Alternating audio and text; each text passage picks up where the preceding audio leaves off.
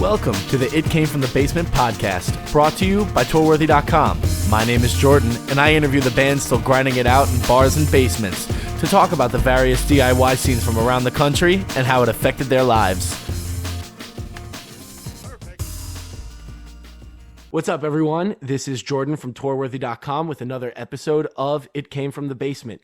With me through the internet is Ontario Emo Rockers, Arm's Length. What's going on, guys? Hello, thanks for having us. What's up? Thanks for coming on. So why don't you guys introduce yourselves, say what you do for the band, and then we'll get into some questions. I'm Jeff. I play the drums. That's it. That's all I do. I'm Alan Steinberg. I play guitar and sing. I'm Jeremy White, and I play guitar and sing. Awesome. So Jeremy and Jeff, I know you guys are brothers, and if I remember correct, Alan, are you a cousin or just a friend? Actually, I'm an uncle. I'm not related at all. Okay. See, because like Twinkle emo band with a brother combo, my brain always jumps to tiny moving parts. Yep. And I start filling in holes that may not be there. But so, how did you guys all start to come playing music together? Like, what was the event that brought you all together? Did you grow up going to the same schools, going to the same shows? There's no shows here. So Yeah. I guess you're not Canadian, so we're all from Quinte West, Ontario / like Belleville area. Basically small town, like very small. Belleville's a small city, and Quinte West, where we are right now, super small. I think like population of like 15,000 or something.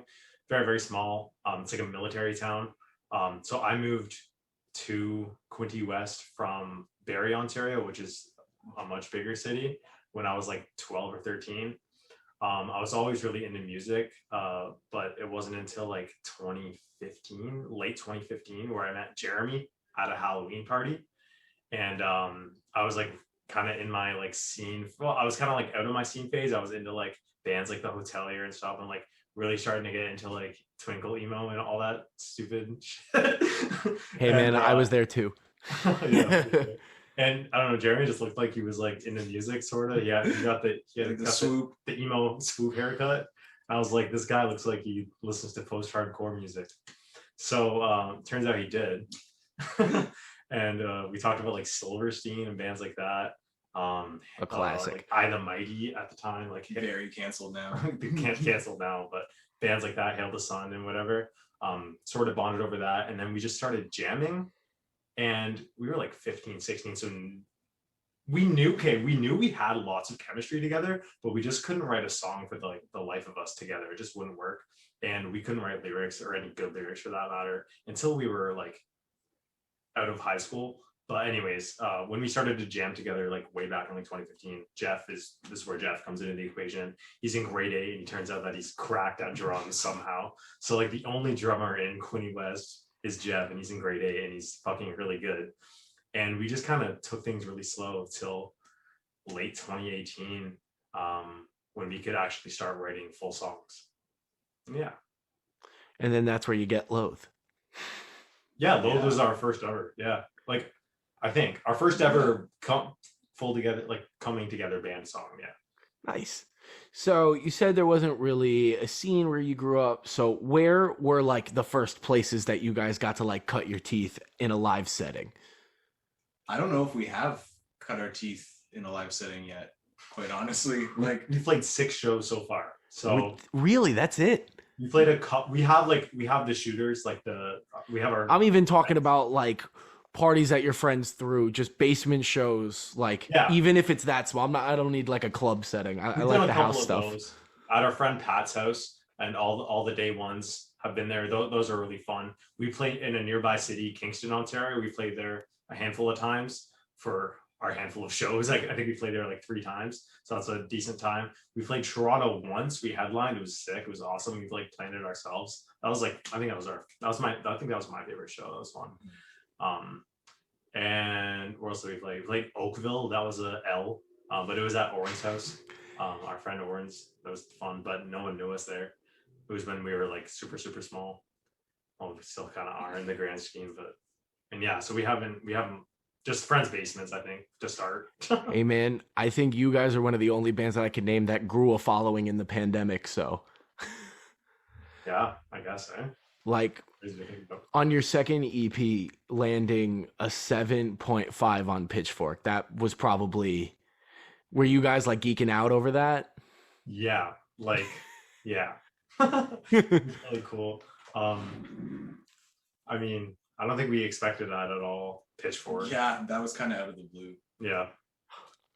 And like I definitely like resonate with a lot of what they said. You guys are an amalgamation of like 20 years of music that you've perfectly synthesized together.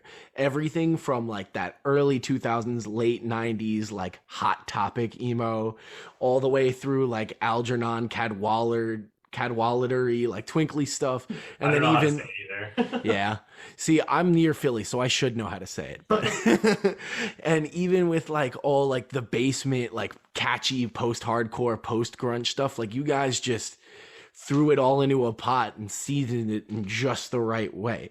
So you said you guys had such difficulty writing songs. So do you guys know what clicked and gave birth to this like ridiculously good record? Or was it just for whatever reason the planets came into a line? I've actually had the skeletons. So before, Jeff and Jeremy made them like really awesome and great. I've had the skeletons for some of these songs written for years and years and years. So I could always write like in my head, I'd always be like, okay, like this is how it's gonna go. The vocal melody is gonna be like da da da da da da da da or whatever. And I just couldn't write lyrics. I feel like I was just like too young to write good or like decent lyrics. And then I kind of just like stopped caring and like I was a bit more mature. So I think when we started writing lyrics and we could put lyrics to like song melodies, vocal melodies, the skeletons of the songs really just like came to life. And then we would like bring them to Jeff, and Jeff would play the drums on them really well. And yeah, I honestly just think the difficulty was maybe a lack of maturity and just kind of being a teenager and like procrastinating. I can totally relate to that. My first few bands were an absolute like disaster. Yeah. I remember like my high school bands, I remember my first show, we had like a couple of originals and we actually wound up recording one of them. But I have since scrubbed the internet of its existence just because of how embarrassing it is to hear 15-year-old me yelling over a ska punk song. It's just like, no one was meant to hear that. Like, songs that you write when you were 15 are meant to stay with whoever heard them in high school and like no one else. Yeah. Well, I feel like the most cringe part of it was probably the lyrics. Yeah. Okay. So like, yeah, we didn't want to jump the gun and write like cringe songs when we were that young. So I think we just waited and avoid the mistakes of the early 2000s emo giants. And then 20 years later, you're like Glassjaw forced to play those songs. Oh my God. Yeah. But let's backtrack a little bit. I want to ask about what's yours and is mine, because that was the first thing that I heard from you guys. And how you were those songs written before or after Everything Nice? Or did you kind of just have like an album of songs, but you had like these 4 heavier ones and then these 6 lighter ones, and you decided to like spread them apart? Oh, sorry. That's okay. They were the first 4 songs we had written. Like, What's Mine Is Yours was Gallows, eh? We had Gallows humor could have been on What's Mine Is Yours, but budget and our webcam. Yeah. Okay, sorry. That's okay. I know there might not even be a video anyway. Sorry, I was just seeing what that sound was. Gallows could have been on that album, but yeah, I don't know. I honestly forget. Like, I think they were technically our first 4 songs written. And we wanted an acoustic one. It was like, I don't know, like Citizen, their debut, Young States, had like the acoustic tracks at the end. Yep. That's kind of sick. So we threw on Blank Slate. It also says the band name in the songs. We were just like, must be sick. Like, must be cool. Exactly. You got to have your sleep patterns at the end of the record. Oh my God. Yes. Our touring bassist, this is like a weird story sort of, but he's in a band called Regrown. and they just put out a really good EP. And he's been talking to the singer of Park Jefferson lately, like a lot. You know, like that band, which is like Yeah. a legendary band for. Yeah. I don't know if you guys like. I think you guys like Park Jefferson, but I love that band. And it's just funny to see that he's still alive because like those bands are like legendary. So we're like Willie and Bonnie, all those bands. That whole like twinkly screamo-y, and then William Bonney even threw in some more like post-hardcore in there with like the double bass. And we saw a Reddit post that said like, you're gonna love Arm's Length if you liked William Bonney, and I was just like, I don't hear it that much, but that's really cool. it's there. It's totally there, especially like with the angrier parts, because like Alan, your voice perfectly walks the line between that like singing and barking, where you can get, if you cross that certain line in your range, you're in hardcore and screamo territory, but you could just as easily cross back under into like the pop punk and like melody. And it's just really a testament to like, you got a gift, dude. Like, it's awesome. I think both Jeremy and I kind of have the potential to do that. But yo, thank you so much. That's actually like the first time someone's said something. Of course. It's because like you guys, it's not like a Mark and Tom situation where you can tell who's singing. Oh, yeah. You guys very much complement each other, where you sound like one body, Yeah, one voice. I So, definitely agree. I didn't mean to leave you out. No, for sure. Yeah. Well, I think it's honestly, I don't even mean to do it sometimes. It's just like not like, oh, I do it naturally, but like it's, you know, producers don't see it as like all the time, see it as a really good thing to just be like barking all the time. You know what I mean? But Yeah, I love music that like screams in it, right? Like, me too. yeah, it's just, I'm always trying to blow my voice out. Like my vocal legend. I don't know if you guys are Hot Water Music fans at all. oh my God, no. I've heard the name. Heard the name, yeah. Really good, like Fugazi type post-hardcore from the late 90s and early 2000s. Little more emo-y at times and a little more like Southern, because they're from Florida. That's But cool. their lead singer has a voice that sounds like a bear, and so that's what I always try to go for. That's sick. That's sick. But like even in pop punk, I don't like a lot of like the cleaner sounding vocalists. Like Knuckle Puck might be my favorite pop punk band because Oh, because he gets it. Like he just like, inserts that spite. Yeah, it's just a spiky voice. You know exactly what Mhm. Hot Mulligan, we're big fans of them because spiky voice. Love that band. I try it. So we're here to talk about you, not about me. Why am I going to talk about myself? So let's talk about the music videos that you guys did for the singles, Garamond and Please Remind Me. My brain is flatlining. What was the other video? No Sleep had a video. No Sleep. Yes. Watercolor had one for What's Mine Is Yours. Mm-hmm. So, like, for you guys say that you don't have that much of a following, but those videos were like expertly done. If I'm correct, you shot it on VHS. I think I think Noah Keckler used. I think he used a Super 8 for parts of Garamond. Oh, there goes our webcam. that's okay. But yeah, for parts of Garamond, I think Noah Keckler, our director, he's from Chicago. He killed that. Yeah, but yeah, VHS vibes for sure. Did you guys have anything to do with the writing of it or the production of it, or did you guys just show up and make the good noise? I think a little bit. So basically, it was cool. So do you know the band Bearings? Yeah, I do know Bearings. Oh well, Fitz is in Bearings, who you were talking to, I guess. Right? So Oh, that's funny. yeah. So Bearings drummer Mike, he filmed the band shots in Canada, here in Canada, just like in our hometown area. So he filmed all the band shots, and then our director Noah filmed all of the other footage of like the couple, and etc. in Chicago, and then it was kind of a collab, and then he edited it all together and made it all vibey and kind of cool. I think Noah had definitely the most creative. Like he wanted to like give each song a treatment.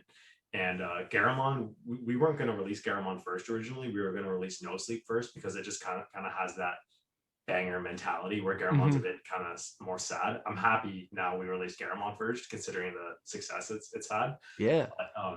But, we released Garamond first because it just sounded more like our previous one, and it was a smoother transition. But also the music video was like less edgy. Yeah, an actual gun in the no sleep. Yeah, like there's a gun in the No Sleep video, and we're like these fucking guys. Like, we never thought we'd have a gun in the music video.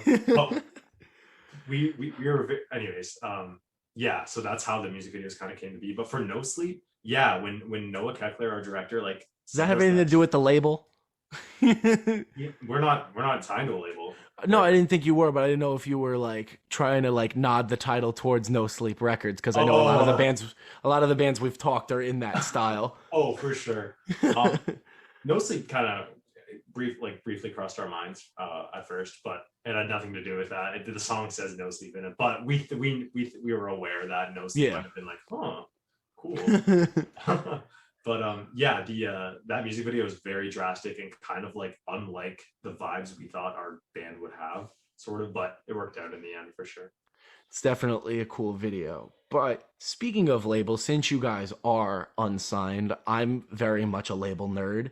Ever since I came across my first Punk-O-Rama when I was like 13, Epitaph was a record label that just like I thought it was a cool label. I can't think of the right word right now. They're still really cool.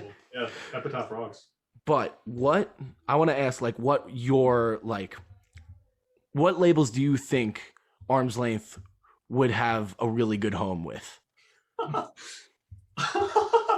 And why? We've on the DL, we have signed a deal. So then this is just hypothetical for fun, nothing to do with the people you just signed with. Well, I think they'd be a really good suitor for us. Yeah, I think it's like probably one of the best fits we could have. But I'm excited to figure it out. To play, yeah, to kind of go. Well, we're gonna announce it later in the year. To kind of go with what you're saying, Epitaph. Like if our next album or something is huge, and like that'd be sick. Epitaph would be amazing. Fearless Records, they have Movements, right? Mm-hmm. People call us Movements Junior sometimes, and I hear it. Like I definitely heard a bit, yeah, for sure. I think we all really like Movements, so Fearless would be really cool. So if we're talking bigger labels, that would be super cool. I think labels that I've been into in the past. Count Your Lucky Stars. Yeah, I just always love smaller Empire. Yeah, they've had tons of good artists. They released the Albatross by Foxing. Like they've released some. That's right, they did. Have you ever heard the old EP, Old Songs, with like when they were still a Twinkle band? By Foxing? Yeah. Never. Oh, dude, go to their Bandcamp, go all the way to the bottom, find Old Songs. You'll be like, holy shit, is this the same band? Oh, for sure. We'll do that. I think we all like Foxing a little bit for sure. Jeremy and I used to cover The Medic, Rory. We used to do like little covers of that just to screw around. But for labels, like old, like no offense to current No Sleep Records, but old No Sleep Records was like flawless. It's like balance and composure. They were doing everything right. Like they had a Lattice Few. They had all those bands, right? Didn't they? Yeah. What other? I'm a really big like Pianos Become the Teeth fan. Well, we all are. So their earlier material. I don't know what record label that was on Top Shelf. Old Top Shelf Records was insane too. I saw them do Old Pride in Full a couple of years ago. Absolutely mind blowing. We were gonna go to that, but we were recording What's Mine Is Yours during the time. But yeah, that album means a lot to us. Side One Dummy had like sick bands on that. Like old, it's crazy. Like everything from like Iron Chic to like Gogol Bordello. It's just like they get all the screwball bands. For sure. But yeah, I don't know. For current labels, I really like what Run for Cover's got going now. Like, just good vibes. They have Field Medic right now. I think it's like one of my favorite artists right now. They just signed One Step Closer, which is like really coolest hardcore bands right now. Yeah, they rock. So yeah, they're doing everything. Run for Cover would be sick. Are we like indie enough to be on Run for Cover anymore? Just buy another reverb pedal. Yeah. What about you, Jeff? What labels do you like? I don't know. We like fit in well with pure noise bands, I think. Like I was waiting for that. I was like, yes. Like Spanish love songs. And, oh yeah. I forgot they signed to Pure Noise. That's a good fit. We definitely sound like Spanish love songs a little bit. A little less like org-core. Like you guys have like a very They sound more like a beer dad, whereas you guys sound more like a basement show, like a early college year basement show. Yeah, I think we have more like youthful spirit, considering their lyrics are about getting old too. Like, Yeah. I think that singer kind of sounds like Soupy mixed with like Bruce Springsteen. Totally. Yo, absolutely. I definitely It's get a lot of Soupy vibes. the more pop punk gaslight anthem. Exactly. Yeah.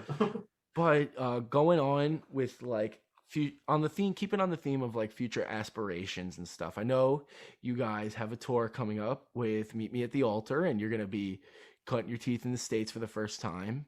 But where else would you guys like to go? And if there's any iconic venues that would be a dream for you guys to play?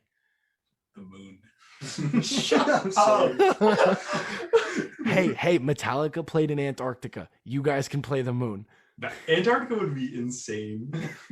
What's that one place that looks like a big dishwasher in Australia? We should play that thing. The Sydney Opera House. Yeah, we should play the Sydney Opera. I think we deserve that. You would sound massive in that room. Ever since I was 15, I've wanted, like, my bucket list item is to play the Danforth Music Hall in Toronto. So it's like a medium-sized venue, I guess. Well, we're playing.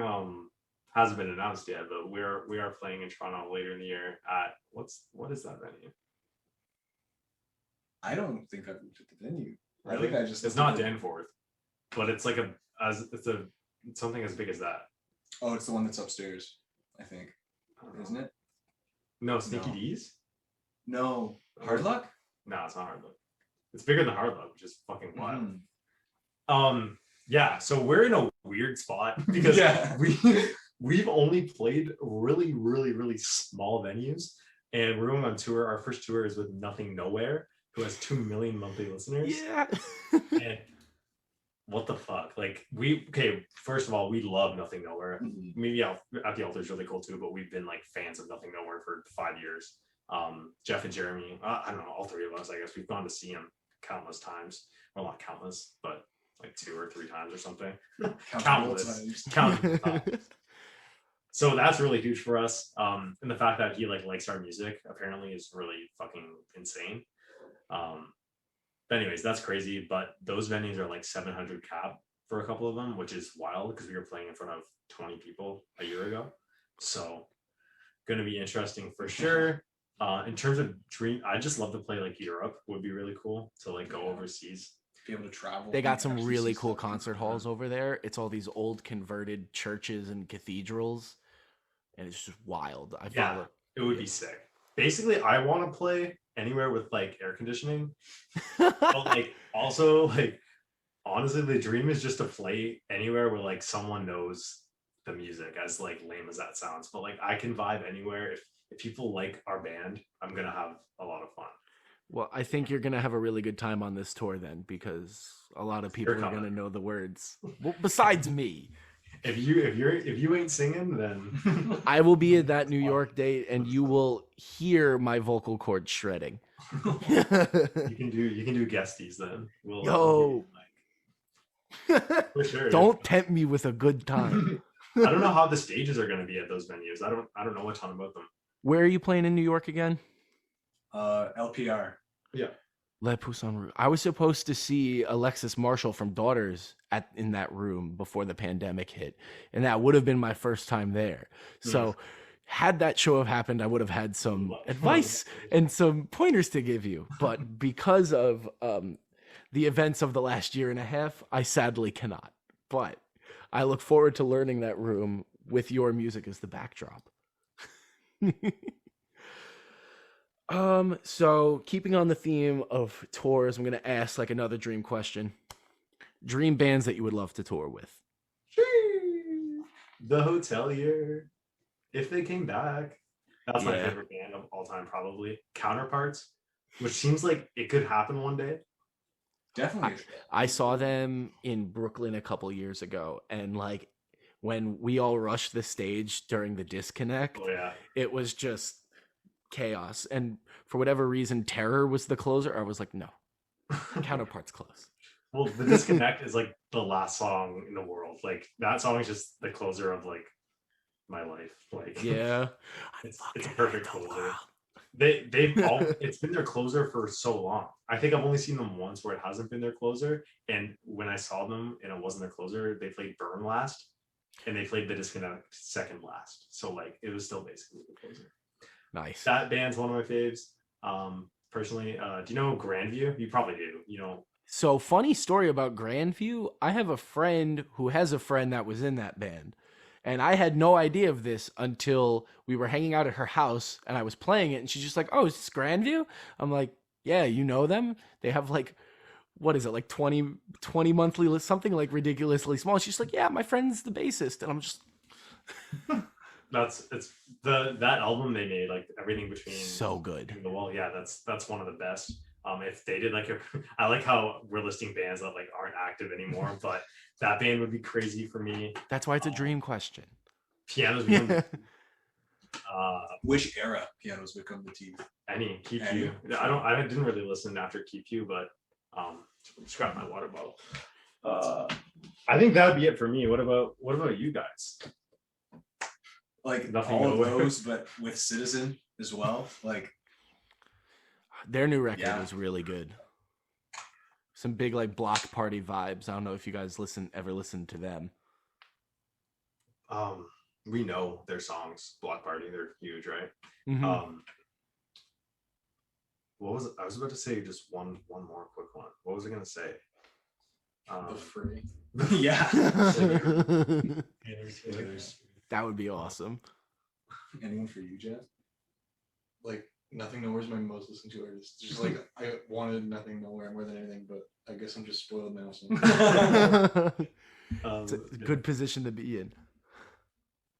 for sure. Like Hot Mulligan would be cool too. Hot Yeah, Mulligan. sure. That'll probably happen one day. Just the path we're on. I've been trying to Touche get them to Amore notice would me be on. crazy. That's the best band I've ever seen live for sure. I saw them 3 times in a single year. It's they change it so up every good. time. I saw them. It was the Beat of a Dead Horse at. Are you guys familiar with the First Unitarian Church? Yeah, I saw them in that room, and that was the first time Jeremy Boehm almost broke my nose. Then I saw them again in Brooklyn at this tiny bar that no longer does shows, which is the second time he almost broke my nose, both times from jumping into my face. And then I saw them this shitty. Well, it's not shitty. I love this venue. They book great bands, but Touche's best in a small room. And there was a barrier at this gig, which means that there could not be a third opportunity for Jeremy to almost break my nose. Going for the turkey. I know. But, all right. So is there anything that you guys are working on right now that you want to and are allowed to plug? Even things outside of the band? Can you still hear us? I can still hear you. Your video just went dead. Well, tomorrow, like we're all together right now because tomorrow we're going to do like an acoustic album thing. Okay. Don't know when that's going to see the light of day, but we'll do like the hits like Garamond, Watercolor, maybe a couple other songs. Nice. That's not really a secret, man. Like I don't know if anyone's gonna piss their pants over that, but doing that Doesn't have to be a piss pants worthy thing. I'm just trying to help you get the word out. Oh, for sure. Slowly working on that LP. Our next release, unless it's like a small little split or something that we do, the next big one will be an LP. So slowly working that up, but that'll be out early next year, hopefully, or mid next year latest. So big moves. Some other tour plans we're announcing soon. Lots of United States stuff. So crazy. Hell yeah. Yeah. And last question that I got, as a DIY band, do you have any advice for smaller bands that are either just coagulating from the musical ooze on how to like homogenize and get their sound together and get out there and do the damn thing? Man. Vocal lessons. Not even, man. Like, okay, yeah, like that's important, but like go to a studio. I think is the honestly like there is pride. I know there is, if anyone's listening in the DIY scene, there is pride in recording by yourself. There's some pride in that for sure, releasing that on your own, but like a good producer is not only going to help you with songwriting, they're going to help you, with vocal techniques, hopefully. Songwriting, they're going to help you. They're just going to help you. And they're going to make your recording sound listenable. And I know there's charm sometimes when your recording isn't listenable, but like the whole screamo genre. Go to studio. If it wasn't recorded on like a tin can phone, it's not true DIY. Like obviously, like if it's an acoustic lo-fi thing, that's really cool. I guess I don't think you have to go to a studio for that. But like, even What's Mine Is Yours, we did that at like a lower scale studio, and our producer killed it. And I don't know, like if we recorded that album by ourselves, I think like just because we kind of none of us have producing experience, but if we did that by ourselves, it would have sucked and like been horrible, and horrible vocal takes and guitar takes, and it would have just been awful. I don't think we can even barely listen to that album anymore, but we know we did the right things with it. Nice. As someone who records everything himself at home, I have to say I agree with you, because there's a lot of things that I would really benefit a second set of ears or a second set of lungs. But God damn it, if I don't do it all DIY, then I'm going to upset all the PBR beers that I've drank in a basement before. Yeah, I'm sorry. That's okay. But anyways, Arm's Length, thank you so much for coming to hang out and shoot this thing, record this thing. I know I can't see you right now, but there you are. Wonderful. This has been absolutely real, and I cannot wait to see you guys in New York. It means so much that you're buying a ticket. Like, thank you so much for coming, and thanks for your nice, thoughtful questions. Of course, dude. It's what it's all about. Okay. So this has been Jordan from tourworthy.com with another episode of It Came from the Basement, signing out with Arm's Length. Bye. Go Isles. Woo. Oh, yeah, and go Islanders. They're playing tonight.